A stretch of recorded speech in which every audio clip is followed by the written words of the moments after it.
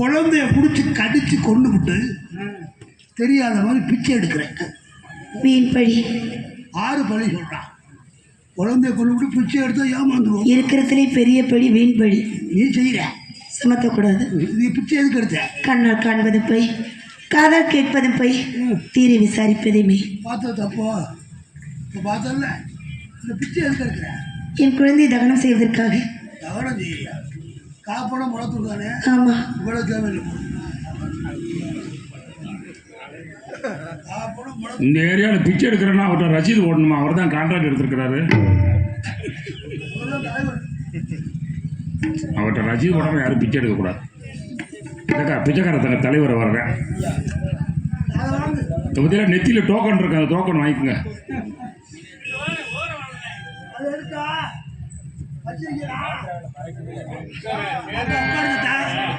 கொஞ்ச நேரம் உட்காருங்க. ஆளுக்கு தகுந்த காசு தாங்க. காசு சொல்லுங்க. கடை எப்போ திறப்பாங்க? அது எப்போ வேணாலும் வாங்கலாம், அதுக்கு மட்டும் பச்சை இருக்காது. காசு கூட இருக்கு. உனக்கு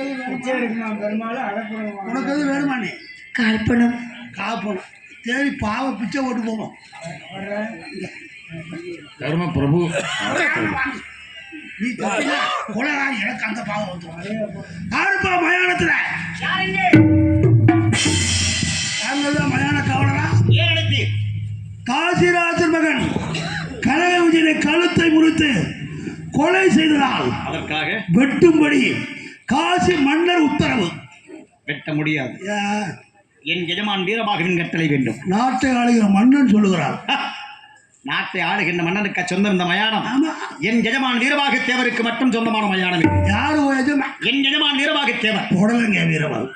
எவர் சொன்னது? என்ன தெரியுமா உனக்கு? என் எஜமானுடைய பெருமை உங்களுக்கு தெரியுமா? என்ன தெரியுமா உனக்கு? தாங்களுக்கு தெரியாதவர் இந்த காசி என்பதில் எவரேனும் உண்டோ? அப்புறம் திரும்பி பேசுறேன். அந்த ஒரு நாள் கண்டு இருக்கிற பொழுது வஜ்ராயுதம் கொண்டு வந்தது தாங்கள் தானே? ஆமா. இப்பொழுது எதற்காக அழைத்தீர்? அன்னைக்கு கட்டு இருக்கும் போது வாழ் கொடுத்த சூரியன் நான் தான். இப்பொழுது வீரபாகுக்கு வேண்டிய ஆளு. எதற்காக அழைத்தீர்? இப்போ ஒரு நல்லது.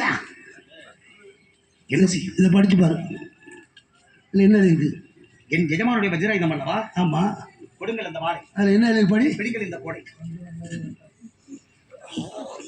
காஜிராஜன் மகன் கனகவேந்தனை கழுத்தை நிறுத்திக் கொண்டதற்காக கொலை செய்ய வேண்டும். வீரபாவின் வெட்டு 1 துண்டு 2. அப்படியா? என் எஜமான் உத்தரவா? ஆமா. சென்று வாருங்கள். பயப்படாம வெட்டு. நான் பக்கத்துல இருந்து பாத்துக்கிறேன். மா நீயா கொலை செய்தாய்? சுவாமி, என்னை தவறாக எண்ணாதீர்கள். பிச்சை எடுத்து மறுமடியில் நம் குழந்தை போல் இருந்தது. எடுத்து வைத்து அழுது பழும்பினேன். அதற்காக காசு நமது கனக விதனை நான் கருத்து எடுத்து கொண்டு விட்டேன் என்று என் மேல் வீண் பழி சுமத்தி, அதோடு மட்டுமல்லாமல் பொக்கிச பெட்டியை திருடிவிட்டேன் என்று மற்ற பழி சுமத்தி உங்கள் மன கொலைகாரியாக நினைத்திருக்கிறார்கள். சுவாமி, அம்மா நீ இந்த கொலை செய்திருக்க மாட்டாய் என்று எனக்கு நன்றாக தெரியும். அம்மா என்னம்மா செய்வது?